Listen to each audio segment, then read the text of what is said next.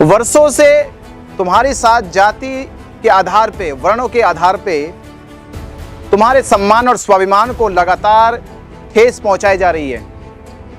तुम्हारे गौरव को, इतिहास को, सभ्यता, संस्कृति को लूटा जा रहा है। ये सब जुल्म की हदें होली पार, फिर तुम फिर भी होली में मस्त हो, होली में अबीर लगा रहे हो, होली की दावतें दे रहे हो।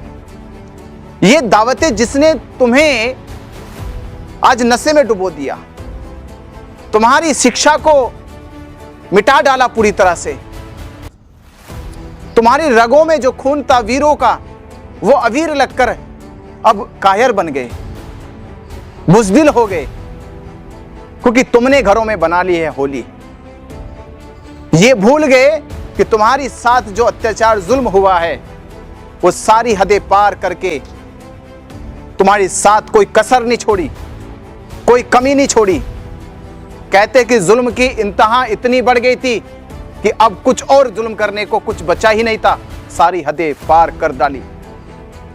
और तुम अपने गौरव गाथा को गाने के बजाय, अपने इतिहास को जानने के बजाय, उस पर चर्चा करने की बजाय, अपनी विरासत, अपनी अस्मिता को वापस लाने की बजाय, तुम इस तरह के पर्वों पे, जो पर्व ये ज्ञात कराता है, ये इतिहास दोहराता है कि ये पर्व नहीं है, ये पर्व नहीं है, ये कोई त्योहार नहीं है, ये है किसी की मृत्यु का जश्न।